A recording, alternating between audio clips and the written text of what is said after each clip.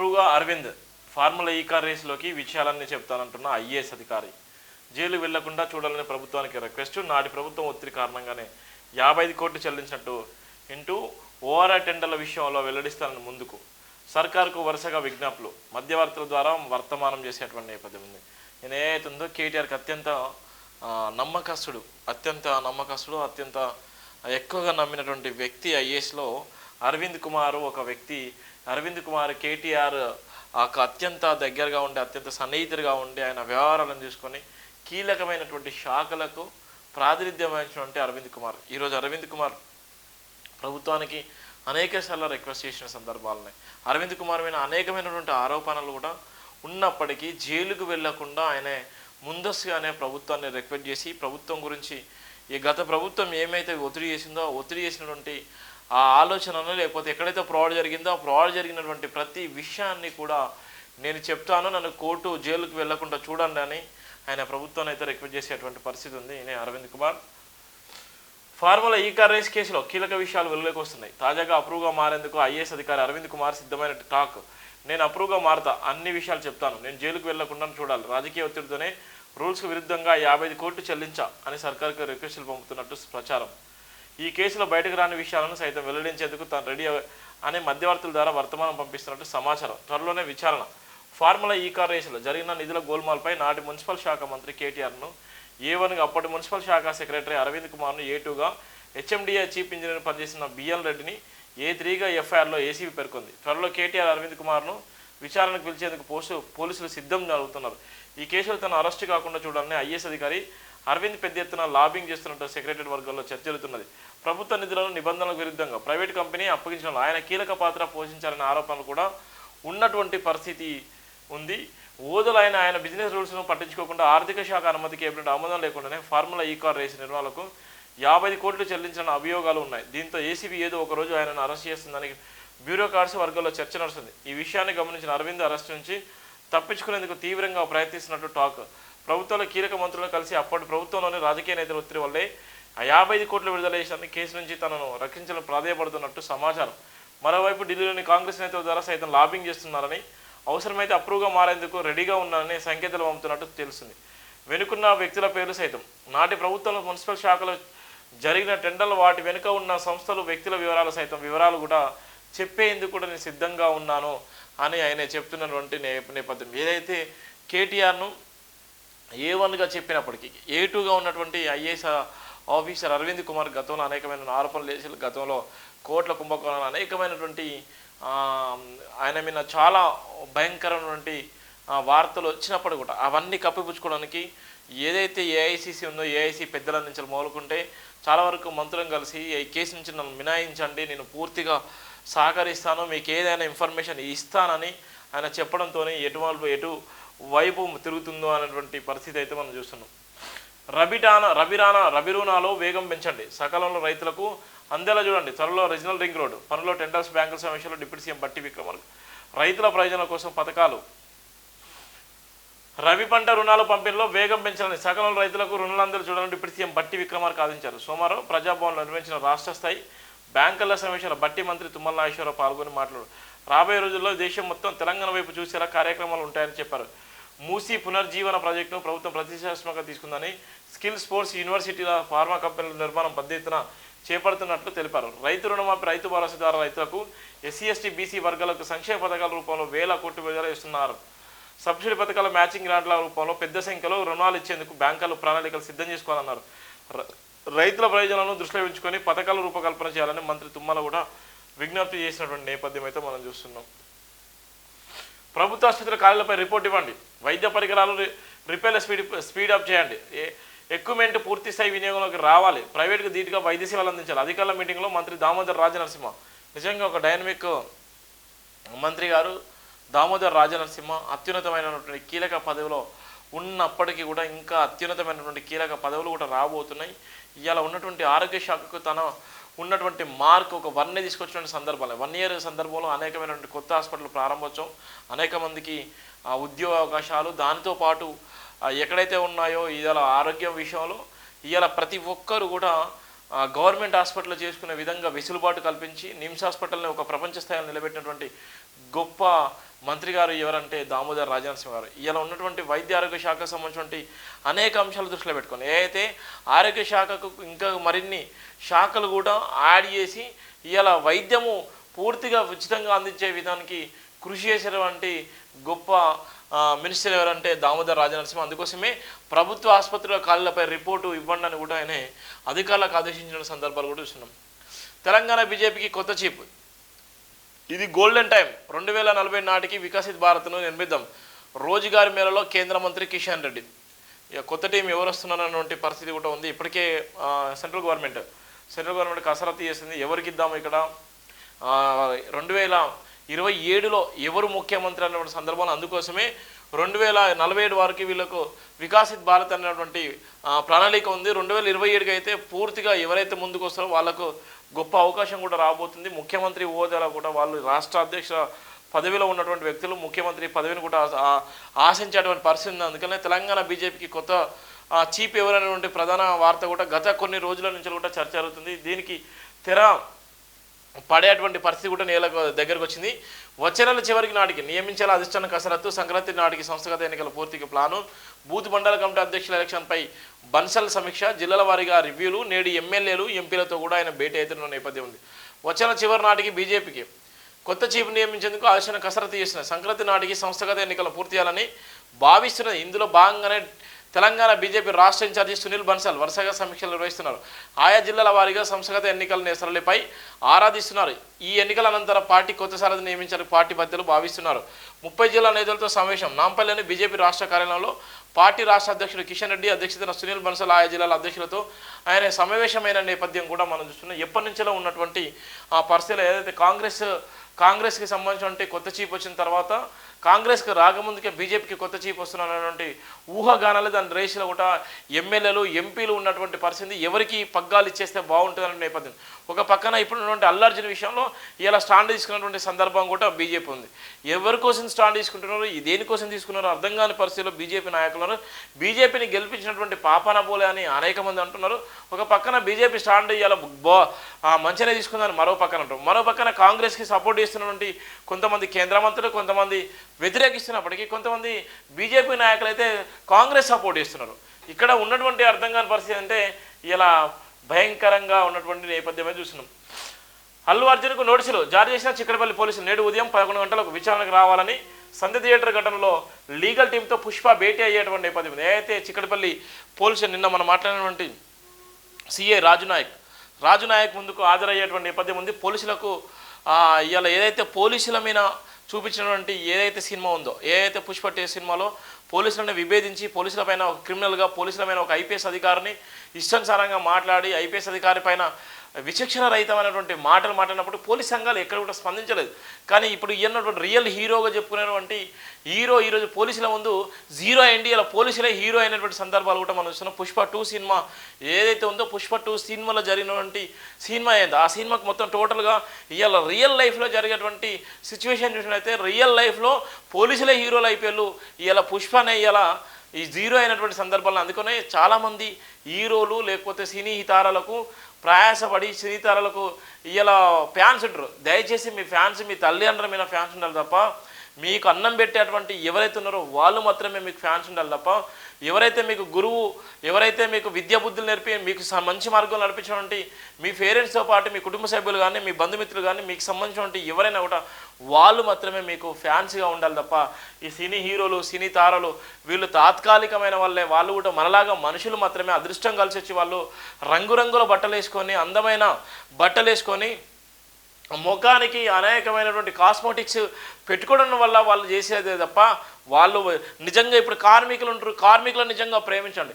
రోడ్లు ఊడ్చేటువంటి కార్మికులు నిజంగా వాళ్ళు ఈ రోడ్లు సుందరీకరణ ఉండడం కోసము ఇవాళ వాళ్ళు పడేటువంటి 5 గంటల నుంచి మొదలుకుంటే 12-1 గంటల దాకా కూడా రోడ్లను శుభ్రపరుస్తూ ఇవాళ సుందరీకరణ చేసేటువంటి వాళ్ళకు మనం ఫ్యాన్స్ కావాలి.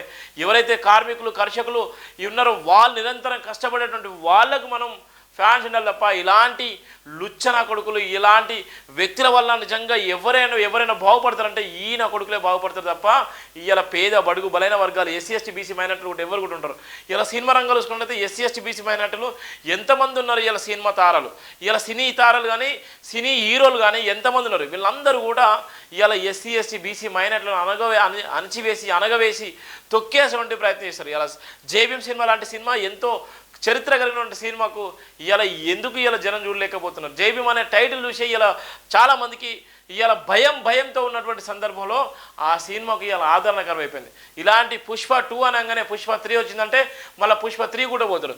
స్మగ్లింగ్ ఎట్లా చేసుకోవాలి, దొంగతనం ఎట్లా చేయాలి, ఎట్లా మర్డర్ చేయాలి, ఎట్లా రెన్సాన్లు ఏం చేయాలి, ఇలా పోలీసులను ఏ విధంగా ఉంచాలి, పోలీసుల మీద ఎప్పుడు మనం అభ్యంతకరంగా మాట్లాడాలి, ఇది ఈ పుష్పలో ఉన్నటువంటి సినిమా. అందుకోసమే సినిమాల ప్రభావం వల్ల చాలా వరకు యువత ఇలా పక్కదారి పట్టేటువంటి పరిస్థితి. సినిమాల ప్రభావం వల్ల ఇలా చాలా వరకు యువత చెడిపోయిన నేపథ్యం ఉంది. అల్లు అర్జున్ వాళ్ళ ఒక కుటుంబం రోడ్డు మీద పడ్డది. వీళ్ళకి ఎన్ని కోట్ల రూపాయలు ఆ కుటుంబానికి ఇచ్చినా తక్కువనే, ఆ కుటుంబానికి ఎన్ని కోట్ల రూపాయలు ఇచ్చినా తక్కువనే. ఒళ్ళు బలిసి అల్లు అర్జున్ వాళ్ళు చేసేటువంటి ప్రకటన వల్ల రాష్ట్ర వ్యాప్తంగా ఉన్నటువంటి సినీ తారలు ఏదైతే వచ్చే సినిమా బెనిఫిట్ షోలు ఉన్నాయో, ఏవైతే సినీ తారలుగా ఎదిగినటువంటి అనేక మంది ఉన్నారో వాళ్ళందరికీ కూడా ఈయన చేసినటువంటి ఆలోచన, ఈయన చేసినటువంటి ప్రెస్ మీట్, ఈయన మాట్లాడినటువంటి మాటల వల్ల వాళ్ళందరికీ కూడా తలతోకొచ్చేటువంటి ప్రమాదం ఉంది. అల్లు అర్జున్ నడిపించేటువంటి ఎవరైతే ఉన్నారో వాళ్ళందరికీ కూడా అర్థం కానటువంటి పరిస్థితి కూడా మనం చూస్తున్నాం. అటువంటి ప్రధానంగా కూడా చూస్తున్నాం మనం. కాల్స్ మెసేజ్ల కోసమే రీఛార్జ్, డేటా ఉపయోగించని కస్టమర్ల కోసం ప్లాన్ అందుబాటులోకి తీసుకురండి. టెలికాం కంపెనీలకు ట్రాయ్ స్పష్టం. ఫీచర్ ఫోన్ యూజర్లు వృద్ధులకు ప్రయోజనం, డ్యూయల్ సిమ్ వాడే వారికి ఉపయోగం, స్పెషల్ రీఛార్జీ కూపన్ల పరిమితి సైతం పిలుపు. వీఆర్ఓలుగా పూర్వ వీఆర్ఓలు ఆప్షన్లు ఇచ్చిన సీసీఎల్ఏ నవీన్ మిట్టల్ ఉత్తర్వులు జారీ. 10,954 రెవెన్యూ గ్రామాల్లో నియామక సర్వేయర్లుగా పనిచేసేందుకు అవకాశం ఇచ్చే నేపథ్యం కూడా ఉంది. ఇవాళ మళ్ళీ ఏదైతే వీఆర్ఓ వ్యవస్థ రద్దయిన నేపథ్యంలో వీఆర్ఓ వ్యవస్థను కూడా మళ్ళీ కొత్తగా మళ్ళీ తీసుకుంటున్నారు. వీఆర్ఓ వ్యవస్థ గత బీఆర్ఎస్ హయాంలో వీఆర్ఓ వ్యవస్థ పాటు ఆర్డీఓ వ్యవస్థను కూడా రద్దు చేస్తానని చెప్పినటువంటి సందర్భాలు ఉంటున్నాయి. ఆ వ్యవస్థను రద్దు చేసినటువంటి సందర్భంలో వీఆర్ఓ వ్యవస్థ చాలామంది ఇబ్బంది పడ్డారు. వీఆర్ఓలు చాలామంది ఇబ్బంది పడి ఎన్నో రకాలుగా వాళ్ళకు ఉద్యోగాలు లేక వాళ్ళు వేరే జాబ్లో చేయలేక చాలా వరకు ఇబ్బంది పడ్డారు. కొంతమంది అయితే ప్రాణాలు కోల్పోయారు, కొంతమంది అయితే అడ్జస్ట్ అయిపోయారు, కొంతమంది అయితే వేరే డిపార్ట్మెంట్లోకి వెళ్ళిపోయిన సందర్భాలు. మళ్ళీ వాళ్ళందరినీ కూడా మళ్ళీ వీఆర్ఓ గ్రామ పంచాయతీకి ఎవరైతే కీలకంగా ఉన్నారో వీఆర్ఓ వ్యవస్థను మళ్ళీ పునరుద్ధరించాలి. వీఆర్ఓ వ్యవస్థ వల్ల అనేకమైనటువంటి భూములు, వీఆర్ఓ వ్యవస్థలో అనేకమైనటువంటి ఆలోచన కలిగినటువంటి వీఆర్ఓను మళ్ళీ తీసుకోవాలన్నటువంటి ఒక సంకల్పంతో ఈ ఉన్నటువంటి కాంగ్రెస్ ప్రభుత్వం కూడా మళ్ళీ వీఆర్ఓ వ్యవస్థను కూడా తీసుకునే నేపథ్యం ఉంది. అందులో 10,954 మంది రెవెన్యూ గ్రామాల్లో కూడా నియమించేటువంటి పరిస్థితి ఇప్పటికే ఉత్తర్వులు జారీ చేసిన నేపథ్యం కూడా మనం చూస్తున్నాం. భూభారతి చట్టం అమల్లోకి ప్రభుత్వం వడివడిగా అడుగులు వేస్తున్నది. యాక్టులో పేర్కొన్నట్లుగా విలేజ్ అకౌంట్ నిర్వహించేందుకు ఒక్కొక్కరిని విలేజ్ లెవెల్ ఆఫీసర్గా నియమించనుంది. ఈ మేరకు పూర్వ వివరాలకు ఆప్షన్లు ఇస్తూ సీసీఎల్ నవీన్ మిట్టల్ సోమవారం ఉత్తర్వులు జారీ చేశారు. 10,954 రెవెన్యూ గ్రామాల్లో వీరి నియామకం జరగనుంది. అలాగే సర్వేలుగా పనిచేసేందుకు సైతం వారికి ఆప్షన్ కూడా ఇచ్చిన నేపథ్యం కూడా ఉంది. 20 లోపు ఆప్షన్లకు ఛాన్స్. గత ప్రభుత్వం వీఆర్ వ్యవస్థను రద్దు చేసిన విషయం తెలిసిందే. అప్పటి వీఆర్లందరినీ లాటరీ పద్ధతిని వివిధ శాఖలకు, కార్పొరేషన్లకు బలవంతంగా పంపారు. కొందరిని అయితే తాత్కాలికంగా ఉద్యోగులు మార్చగా ఏళ్ల తరబడి ఎలాంటి వేతనం లేకుండా పనిచేస్తూ అష్టకష్టాలు పడుతూ కొత్త చట్టం ప్రకారం ప్రతి రెవెన్యూ గ్రామానికి ఒక విలేజ్ లెవెల్ ఆఫీసర్ను నియమించినట్లు సీసీఎల్ ప్రకటించింది. ఎవరైతే తిరిగి రెవెన్యూ శాఖకు రావాలనుకుంటున్నారో వారందరికీ ఆప్షన్లు ఇచ్చారు. ఈ మేరకు ప్రత్యేక స్టాఫ్ మేరను రూపొందించారు. ఈ ఫారం ద్వారా పూర్తి వివరాలు సమర్పించాలని ఉత్తర్వులు పేర్కొన్నారు. ఇందులో విలేజ్ లెవెల్ ఆఫీసర్లతో పాటు సర్వేలకు పనిచేసేందుకు కూడా ఛాన్స్ ఇచ్చారు. ఆప్షన్ల ద్వారా పూర్వ వీఆర్ఓల పూర్తి వివరాలను సేకరిస్తున్నారు. ప్రస్తుతం ఎక్కడ పనిచేస్తున్నా, ఏ శాఖలో ఉన్నారు, ఎంప్లాయీ ఐడి, ప్రస్తుత పోస్టులు నియమించబడిన తేదీ, రెవెన్యూ శాఖలో చేరిన తేదీ, విద్యార్హతలు, ఏ జిల్లాలో పనిచేయాలనుకుంటున్నారో ఇలాంటి వివరాలు కూడా అడిగి సర్వేరుగా చేయాలన్నటువంటి నేపథ్యం కూడా మనం చూస్తున్నటువంటి ప్రధాన వార్తలు కూడా ఇక్కడ మనం చూస్తున్నాం.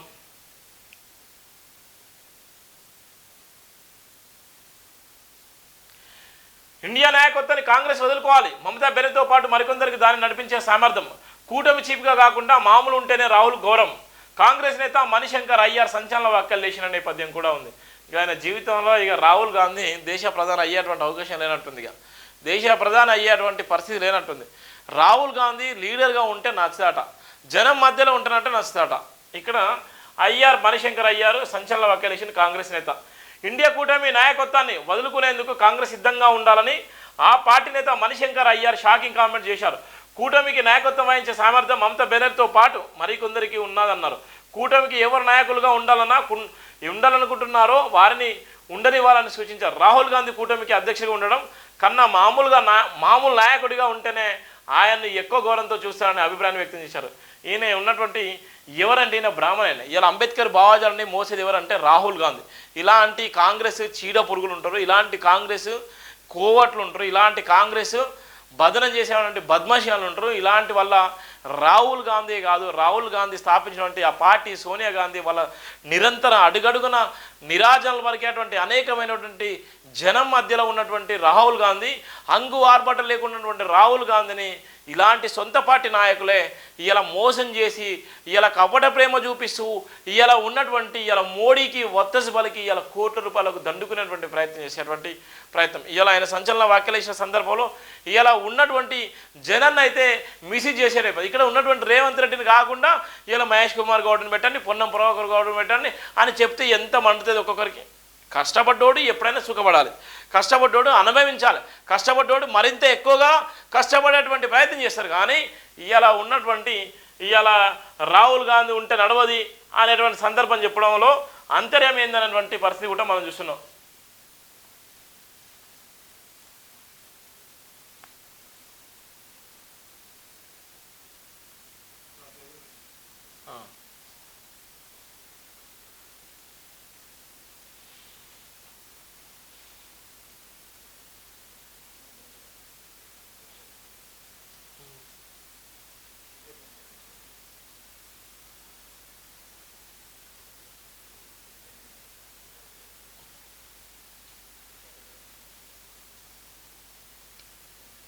జయబిందిన పత్రికలో ప్రధాన వార్త.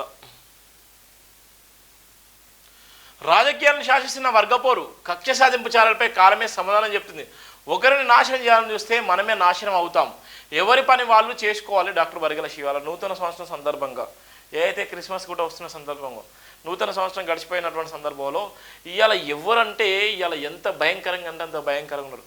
ఒకరి నాశనం కోరుకొని ఒకరి లైఫ్ను స్పైల్ చేసే విధంగా, ఒకరి జీవితంలోకి మరొకరు వెళ్ళే విధంగా ఇలా ఉన్నటువంటి ఒక రాజకీయంగా ఎదిగేటువంటి ఆ రాజకీయ నాయకుని అణచివేసి ఎత్తులకు పై ఎత్తులు వేసే విధంగా ఒక ఆర్థికంగా ఎదిగేటువంటి ఆ వ్యక్తులపైన అనేకమైన అక్కస్తో కక్కేటువంటి పరిస్థితులు మన కోకొలలో చూస్తున్నాం. ఇలా రాజకీయ పరంగా కానీ ఉద్యోగ పరంగా కానీ అనేక సందర్భాల్లో మనం చూస్తున్నాం. ఇలా మీడియా రంగంలో చూసుకున్నట్లయితే ఇంకో మీడియా ఛానల్ మరింత మేము ఎక్కువగా కూడా చూపించేటువంటి ఇంకో మీడియా ఛానల్ ఇలా ఎంత భయంకరంగా అంటే అంత వర్గపోరు.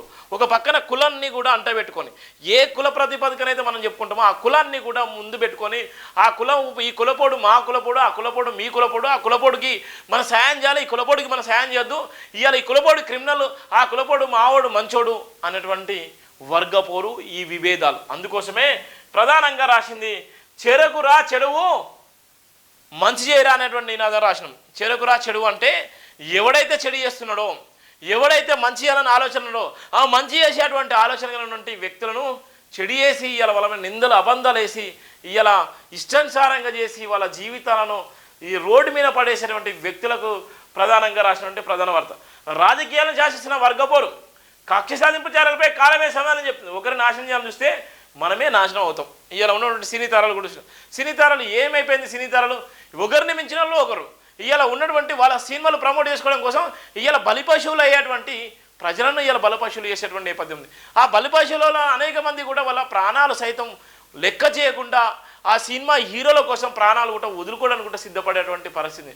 వాళ్ళ వల్ల నిజంగా దేశానికి ఏమైనా మేలు జరుగుతుందా, లేకపోతే రాష్ట్రానికి అయినా మేలు జరుగుతుందా, జిల్లాకి అయినా మేలు జరుగుతుందా, లేకపోతే ఎన్ని కుటుంబాలు నిజంగా ఆర్థికంగా వాళ్ళు నిలదొక్కుంటున్నారు, ఎన్ని కుటుంబాలు నిజంగా వాళ్ళు బాగుపడుతున్నాయి అనేటువంటిది ఏం తెలియదు. అందుకోసమే ఇది కక్ష సాధింపులో భాగమైనటువంటి ప్రధాన వార్త కూడా రాసిన సందర్భాలు కూడా మనం చూస్తున్నాం.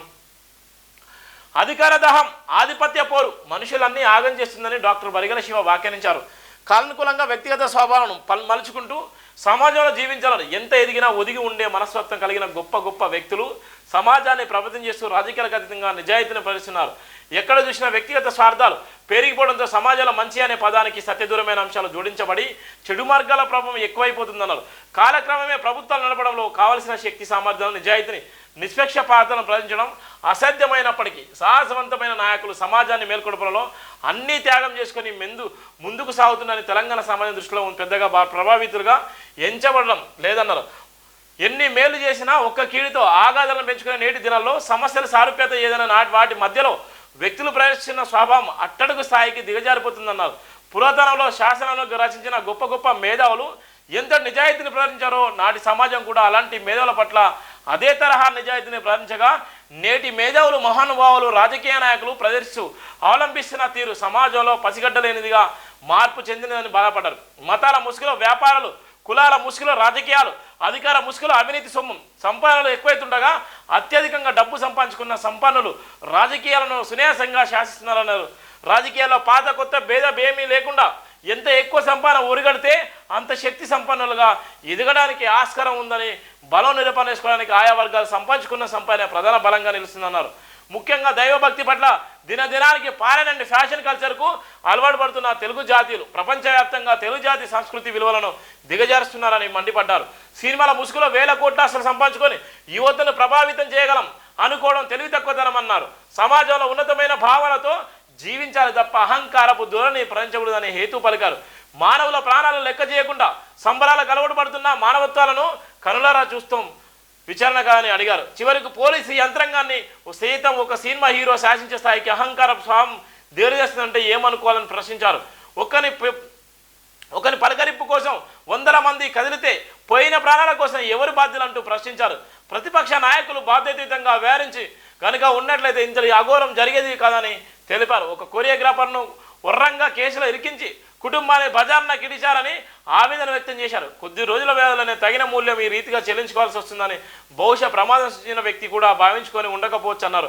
పరిపాలనా సౌలభ్యాలను ప్రజలకు చేరువేయడంలో ఎలాంటి చెడు మార్గం ఎంచుకోకుండా ప్రభుత్వం తన పని తాను చేసుకోబోతుండగా కాళ్ళలో కర్రలు పెట్టి కూలదోయాలు చునుకునే ప్రయత్నాలు చెరుపుకురా చెడువు అన్నట్లుగా ఉన్నాయన్నారు. ఆంధ్రప్రదేశ్ రాష్ట్రంలో ప్రభుత్వం అధికారం కోల్పోయిన మాజీ సీఎం జగన్మోహన్ రెడ్డి ఎంతో సహనంతో ఓర్పుతో ప్రభుత్వం చేసే మంచిని ప్రశంసిస్తూ చెడును వ్యతిరేకిస్తే తన ఉదారతను ఆంధ్రప్రదేశ్ సమాజం పట్ల భరించడం నాయకునికి ఉండేటువంటి లక్షణం అన్నారు.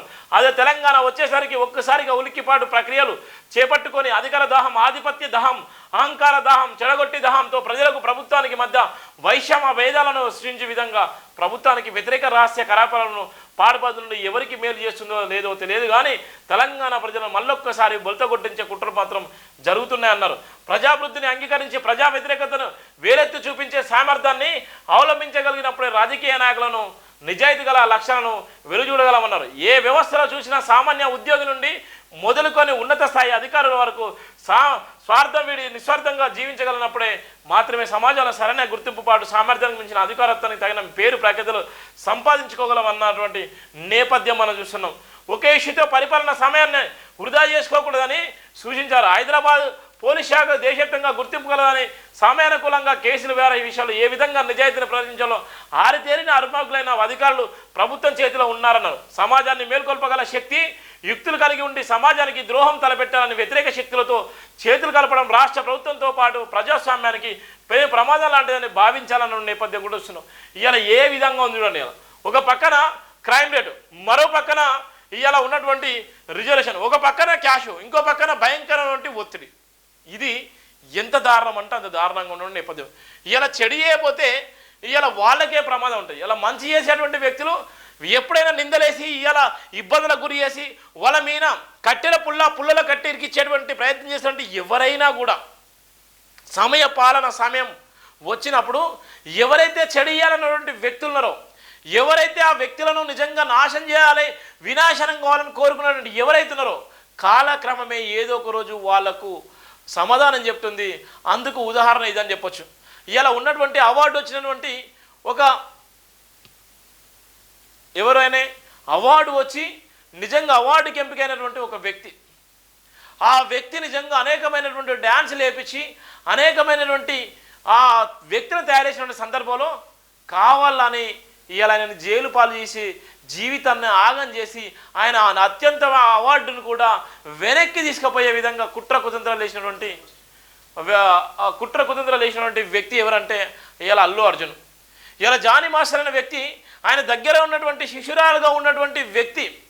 ఎవరైతే ఈ అమ్మాయి ఎంతో కొరియోగ్రాఫర్గా చేరి ఇవాళ ఉన్నటువంటి టాప్ స్కూల్లో, ఇవాళ టాప్ కాలేజీలో, ఇవాళ టాప్ బ్యూరోక్రసీలో ఇవాళ ఉన్నటువంటి విధంగా పేరు వినబడే విధంగా తయారు చేసినటువంటి జానీ మాస్టర్ ఏ విధంగా ఆయన మీద అత్యాచారం నిరోధక చట్టం కింద కేసు పెట్టి జైలు జీవితం గడిపేటువంటి ప్రయత్నం చేశారు.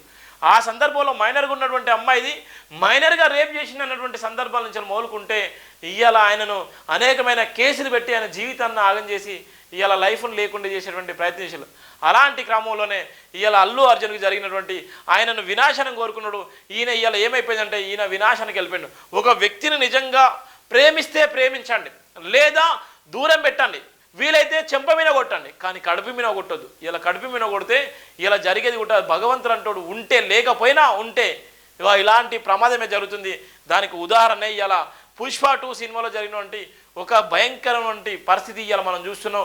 సినీ హీరోలు అందరూ కూడా ఇవాళ ఎంత తలబట్టుకున్నా కూడా ఇవాళ రేవంత్ రెడ్డి సర్కార్ చేసేటువంటి ఆలోచన చేసేటువంటి క్రమంలో రేవంత్ రెడ్డికి ఉన్నటువంటి మేధ సంపత్తుని ఇవాళ ఆ మేధ సంపత్తి ఇవాళ రాష్ట్ర ప్రభుత్వానికి మంచి పేరు తీసుకొచ్చే విధంగా ఉంది. సినీ హీరోలైనా ఇవాళ మామూలు ప్రజలైనా రాజ్యాంగానికి లోబడి పనిచేయాల్సిన అవసరం ఉంది. రాజ్యాంగమే ఇవాళ శాసనం అనేటువంటి నేపథ్యంలో రేవంత్ రెడ్డి చేసిన ప్రకటన కూడా మనం చూస్తున్నాం. అందుకోసమే ఒక వ్యక్తిని ఇవాళ బజారుకి ఇస్తే, ఒక వ్యక్తిని నిజంగా రోడ్డు మీద పెడితే, ఒక వ్యక్తిని కించపరిస్తే, ఒక వ్యక్తిని అవమానానికి గురి చేస్తే, ఒక వ్యక్తిని నిజంగా డౌన్ చేయాలి వాటి తొక్కాలని చూస్తే ఏదో ఒక రోజు నిన్ను తొక్కే వాళ్ళు కూడా ఉంటారు, నిన్ను కూడా అణచివేసే వాళ్ళు ఉంటారు, నిన్ను కూడా అవమానించేటువంటి వ్యక్తులు ఉంటారని చెప్పడానికే ఈ ప్రధాన వార్త కూడా మనం రాసినాం. చేరకురా చెడువు, చెడిపోకురా దొంగ అని రాసినటువంటి ప్రధాన వార్త కూడా మన ఇక్కడ రాసినాం.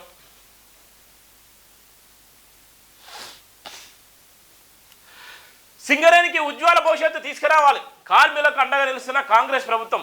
సింగరేణిపై కాంగ్రెస్ ప్రభుత్వానికి చిత్తశుద్ధి ఉంది. సింగరేణి ఆవిర్భావ దినోత్సవ సందర్భంగా సీఎం రేవంత్ రెడ్డి. తెలంగాణ మణికిరీటం సింగరేణి ఆవిర్భావ దినోత్సవ సందర్భంగా ముఖ్యమంత్రి రేవంత్ రెడ్డి సింగరేణి కార్మికులు, వారి కుటుంబ సభ్యులను, అధికారులను శుభాకాంక్షలు తెలియజేశారు. అనేక ఒడిదొడుకులను ఎదుర్కొంటూ 135 ఏళ్ల సుదీర్ఘ చరిత్ర తెలిసిన సింగరేణి ప్రగతి పథాన సాగుతూ దేశానికి వెలుగులు నింపుతున్న రాష్ట్రానికి గర్వకారమని పేర్కొన్నారు. సింగరేణి సుస్థిర భవిష్యత్తు కోసం ప్రణాళికాబద్ధంగా చర్యలు చేపడుతున్నామని ముఖ్యమంత్రి పేర్కొన్నారు. కార్మిక కుటుంబాల సంక్షేమం సమున్నతికి పాటుపడుతున్న సింగరేణి మరో వసంతాలు ఉజ్వలంగా దేశంలోని అగ్రగామి సంస్థగా నిలవాలని ఆయన ఆశించిన నేపథ్యం కూడా ఉంది. సింగరేణి ఇలా ఉజ్వల భవిష్యత్తున్న నేపథ్యం సింగరేణికి నిజంగా వన్నె తెచ్చేటువంటి ఐఆర్ఎస్ అధికారి బాలరాం సీఎండిగా ఉన్నటువంటి నేపథ్యంలో ఇలా వన్నె తీసుకొచ్చి ఇలా అనేకమైనటువంటి కార్మిక, కర్షక, ఇలా పేద, బడుగు, బలైన వర్గాలకు ఇలా ఉన్నటువంటి ఇలా ఉద్యోగం చేసేటువంటి ఉద్యోగస్తులకు, ఇలా ఉన్నటువంటి ప్రైవేట్ ఎంప్లాయీస్గా ఉన్నటువంటి వాళ్ళందరికీ కూడా నేనున్నాననే భరోసాను కల్పిస్తూ 24 గంటలు ఇలా ఉన్నటువంటి మట్టిని నమ్ముకొని ఇలా ఆ బొగ్గులో ఉన్నటువంటి ఆ బొగ్గు కార్మికుల జీవితాలకు వెలుగులు నింపుతూ ఇవాళ ప్రపంచ స్థాయిగా దేశవ్యాప్తంగా వెలుగులు నింపేటువంటి సందర్భంలోనే సింగరేణి భవిష్యత్తుకు ఉజ్వల భవిష్యత్తు అని చెప్పినటువంటి సీఎం గారికి కూడా వాళ్ళ అభినందనలు తెలిపినటువంటి సందర్భాలు కూడా మనం చూస్తున్నాం.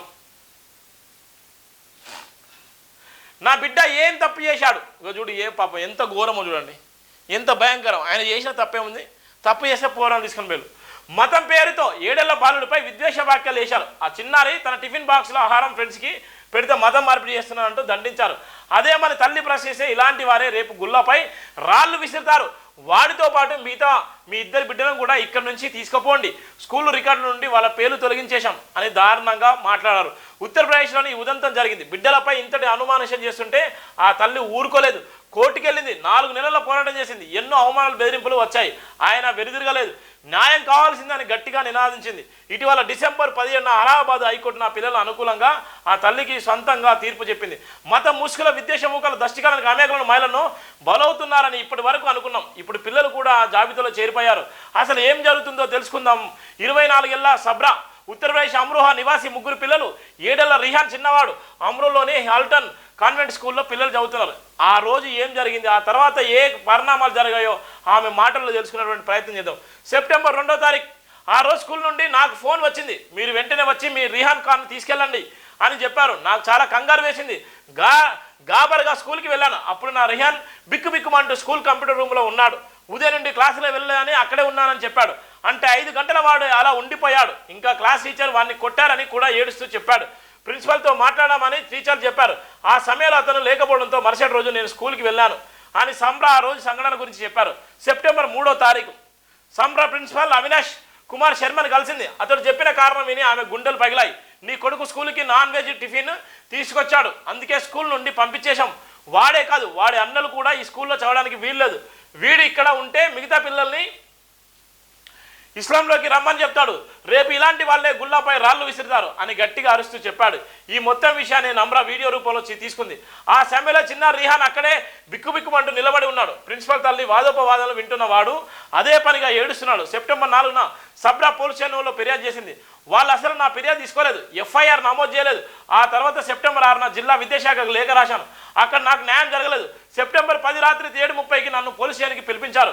10 గంటల వరకు అక్కడే ఉంచారు. ఆ సమయంలో ఎస్పీ నాతో చాలా అనుచితంగా ప్రవర్తించారు. ప్రిన్సిపల్ విషయంలో రాజీ పడకపోతే మా ఇంటిని బుల్డోజర్తో కూల్చేస్తామని బెదిరించారు. నాకేం అర్థం కాలేదు. నేను నా పిల్లలు బాధితులం, కానీ మమ్మల్ని దోషులను చేసి మాట్లాడుతున్నారు. అందుకే ఈసారి నా బిడ్డల కోసం కోర్టు మెట్లెక్కాను. సెప్టెంబర్ 26న పిటిషన్ వేశాను అని నమ్రా తనకు జరిగిన అవమానాలు తదనంతరం పరిణామాల గురించి చెప్పింది. అయితే ఈ మధ్యలో నమ్రా తీసుకున్న వీడియో సోషల్ మీడియాలో వైరల్ అయ్యి అధికారుల రంగంలోకి దిగింది. ప్రిన్సిపల్ రూమ్లో జరిగిన ఉదంతం జిల్లా మేజిస్ట్రేట్ దృష్టికి వచ్చింది. విచారణ చేయమని కమిటీ నియమించారు. 3 అధికారులు గల ఈ కమిటీ ద్వారా సంబ్రాకి న్యాయం జరగలేదు. సెప్టెంబర్ 9న వాళ్ళు సమర్పించిన నివేదికలో ప్రిన్సిపాల్కి క్లీన్ చిట్ ఇచ్చారు. మీడియా రిపోర్టును బట్టి ఆ వీడియో ఉద్దేశపూర్వకంగా ప్రిన్సిపల్ను ఇరికించాలని చేసిందని చెప్పారు. సంబ్రా 3 పిల్లలు ఏప్రిల్ నుండి ఫీజులు చెల్లించాలని, ఫీజులు ఎగ్గొట్టాలని నమ్రా ఇదంతా చేసిందని ఆరోపించారు. అయితే ప్రిన్సిపల్ అభ్యంతరకర వ్యాఖ్యలు చేశారని చెప్తూ కంటి తుడుపు చర్యలకు అతనికి నోటీసులు జారీ చేశారు. ఈ నివేదికను సంబ్రా తీవ్రంగా వ్యతిరేకించింది. ఇదంతా అబద్ధం, ఫీజులు కట్టడానికి నా దగ్గర స్కూల్ వాళ్ళు పంపించిన ఒక్క నోటీసు కూడా లేదు. ఇన్ని రోజులు కట్టకుండా ఉంటే అదేలా సాధ్యమని ప్రశ్నించింది. ఫీజులు చెల్లించినందుకు పిల్లలను స్కూల్ నుండి పంపించకుండా ఉండేందుకు పాఠశాలపై ఒత్తిడి చేసేందుకు సంబ్రా వీడియో తీసిందని అధికారులు నిర్దేశించినట్లు పేరు చెప్పడానికి ఇష్టపడిన ఓ అధికారి తర్వాత చెప్పారు. ఇలాంటి పరిస్థితిలో పిల్లలను స్కూల్కి పంపిస్తారా అని సంబ్రా అడిగితే ఆ రోజు ప్రిన్సిపాల్ అన్న మాటలు నాకు ఇప్పటికీ గుర్తు. అతను నా పిల్లలపై చాలా ద్వేషం పెంచుకున్నారు. ఇలాంటి చోటికి నా పిల్లల్ని ఎలా పంపుతాను? 3 పిల్లలు స్కూల్కి వెళ్ళడానికి చాలా భయపడుతున్నాను. రిహాన్ అయితే స్కూల్ అంటే చాలా ఏడుస్తున్నాడు. వాడు చదువులో చాలా చురుగ్గా ఉంటాడు. అలాంటిది వాడు ఇప్పుడు స్కూల్కు వెళ్ళనని మారం చేస్తున్నాడని సంబ్రా చెప్పిన నేపథ్యం ఇలా ఉంటే ఇలాంటి పరిస్థితి ఉంది. ఇగో ఇలాంటి దారుణమైనటువంటి సందర్భంలో ఇవాళ ఏ విధంగా ఉంది, ఇలా మతం ఏ విధంగా వెళ్ళిపోతుంది. ఇవాళ స్కూల్లో ఉన్నటువంటి పిల్లలకి ఇలా మటన్ కానీ చికెన్ కానీ పంపించేటువంటి సందర్భాలు ఉంటాయి. ఆ సందర్భంలో ఇవాళ పిల్లలు ఇవాళ ఇస్లాం మతంలోకి రమ్మని, ఇవాళ లేకపోతే క్రైస్తవ మతంలో రమ్మని, హిందూ మతంలో రమ్మని చెప్పేటువంటి దౌర్భాగ్యమైన పరిస్థితి ఉంటుందా? ఇవాళ ఒక స్కూల్ నడిపించేటువంటి స్కూల్ ప్రిన్సిపాల్ ఇవాళ వాడు శర్మ అయినా, వాడు రెడ్డి అయినా, ఇంకా వీరమైనా, ఏ కులమైనా కూడా ఇలా విద్యార్థుల పైన, చిన్నపిల్లల మీద ఇలా పాశవికంగా దాడులు చేసి ఇవాళ వాళ్ళ మీద కులం మతం పేరుతో పెట్టేటువంటి దౌర్భాగ్యమైన దేశాలు ఉన్నవంటే దానికి కారణం ఏంటంటే ఈ మోడీగాడే. ఇవాళ ఒక పక్కన అమిత్ షా అంటాడు ఇవాళ భారత రాజ్యాంగాన్ని మార్చాలి, అంబేద్కర్ని అవమానించేటువంటి ప్రయత్నం చేస్తుంటే, ఒక పక్కన చిన్నపిల్లల సైతం ఇవాళ అక్షరాస్యతను పెంచేటువంటి ప్రమాదం లేకుండా ఇష్టానుసారంగా చేసినటువంటి దౌర్భాగ్యమైన పరిస్థితి ఉందంటే దానికి కారణం చూడండి. నా బిడ్డ ఏం తప్పు చేసినా తల్లి కోర్టు దాకా మెట్లెక్కవలసిన పరిస్థితి ఉంది. ఇవాళ జిల్లా ఎస్పీ లాంటాడు, సిఐ లాంటాడు, ఎస్ఐ లాంటాడు, ప్రతి ఒక్కడు కూడా భయభ్రాంతులకు గురి చేసి షర్మ అనేటువంటి పేరుకు భయపడితే ఇక ఎస్సీ ఎస్టీ బీసీలు ఎందుకున్నారో అర్థం కాని పరిస్థితి. అందుకోసమే కాంశీరామ్ లాంటి వాళ్ళు, బాబాసాహెబ్ అంబేద్కర్ లాంటి వాళ్ళు, ఇలా మహాత్మా జ్యోతిరావు పూలే లాంటి వాళ్ళు యుద్ధం చేసి అనేకమైన సందర్భాల్లో ఇవాళ వాళ్ళ హక్కుల కోసం ఇవాళ అనేకమైనటువంటి సందర్భాలు తీసుకొచ్చి ఇవాళ చైతన్యం చేసి బహుజనుల కోసం ఇవాళ ఉద్యమాన్ని చేపట్టినటువంటి అనేక కోకల సందర్భాలు ఉన్నాయి. ఇవాళ అలాంటి సందర్భంలో ఇవాళ ఉన్నటువంటి వాళ్ళ బిడ్డలు తప్పు చేయనటువంటి సందర్భంలో 4వ తరగతి చదివేటువంటి పిల్లలకు వాళ్ళకి ఏం మతాన్ని మార్చారు, ఏం చెప్తారు, వాళ్ళు ఏం చేయాలనుకుంటున్నారు, వాళ్ళు గుళ్ళు గోపురాలు ధ్వంసం చేస్తారా? గుళ్ళు గోపురాలు ఎవరి మతం వాంది, ఎవరి ఉన్న హక్కు వాంది. కానీ ఇవాళ ఇష్టానుసారంగా చేసేటువంటి నేపథ్యం కూడా మనం చూస్తున్నాం. ఎంత దారుణం అంటే ఇలా ఇంత భయంకర పరిస్థితి మనం చూస్తున్నాం. రైతు నాయకుడు దల్లేవాళ్ళ పరిస్థితి విషమం. 27వ రోజు జరిగిన అమరణ నిరాదీక్ష. పాపం చూడు వాళ్ళు మద్దతు ఇవాళ చట్టాలు మారాలి, చట్టాలతో పాటు రూపకల్పన జరగాలి.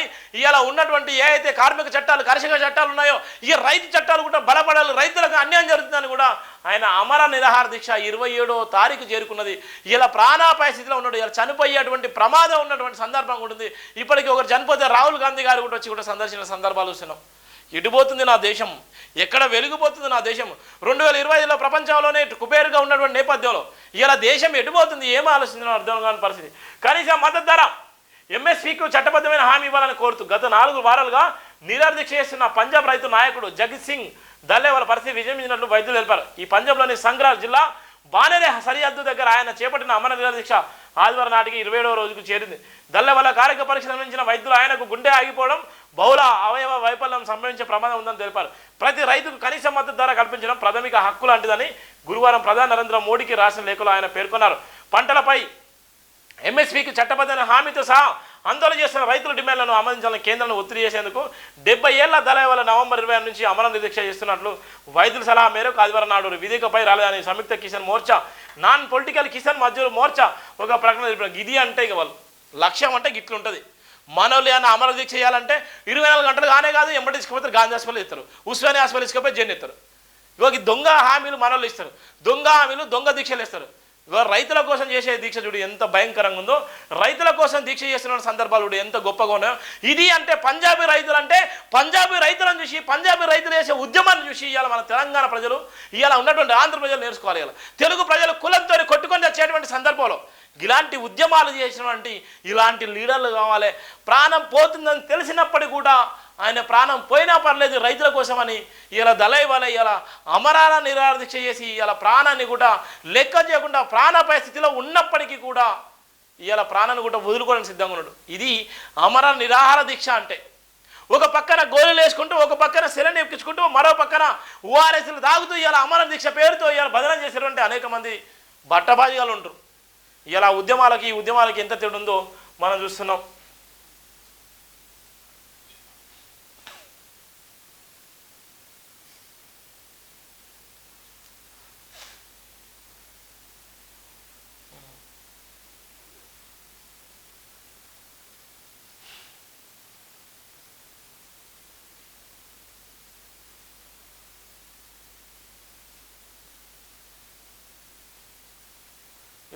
మిల్లర్ల దంద ఎంత ఘోరంగా ఉందో.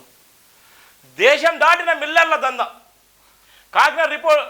కాకినాడ పోర్టు నుంచి అక్రమంగా విదేశాలకు సిఎంఆర్ రైస్ చూడు ఎట్లా పోతుంది. మన రైస్ మనము రైస్ లేక కొట్టుకొని వస్తున్నాం. ఇలా ఆకలి చాలుతుంది మనం ఉన్నాం. ఇలా మన రైస్ చూడు ఎక్కడికి పోతుందో, మన ఎవరి కోసం చేస్తున్నాం. వేల కోట్ల కుంభకోణాలకు ఇలా ఉన్నటువంటి సందర్భము ఇలా రైస్. బీఆర్ఎస్ హయాంలో లీడర్ల మిల్లర్ల బరితెగింపు. సూర్యాపేట జిల్లా కేంద్రంగా వెలుగు చూసిన భాగోతం. ఆ 8 మిల్లర్ల నుంచి 515 కోట్లు రైస్ ఇతర దేశాలకు. ఒక్క మిల్లు నుంచి 100 కోట్లు విలువైన బియ్యం గాయాబు. ఎఫ్ఐఆర్ నమోదు చేసి దర్యాప్తు చేస్తున్న పోలీసులు. మిల్లర్ల నివేదికం 9.5 ఏళ్ళు. దాదాపు 11,000 కోట్ల ధాన్యం పెండింగ్. 58,000 కోట్ల అప్పుల్లో సివిల్ సప్లై శాఖ. ఇప్పటికే ఆర్ఆర్ యాక్ట్ క్రిమినల్ కేసులతో 1,281 కోట్లు రికవరీ. కోర్టు నుంచి స్టేలు తెచ్చుకుంటూ సవాల్ విసురుతున్నటువంటి అక్రమార్కులు. ఇది బల్బు, దీన్ని ఏమంటారు? బల్బు అంటారు. ఈ ఉన్నటువంటి రైతులకు నిజంగా మేలు చేయలేనటువంటి ప్రభుత్వాలు.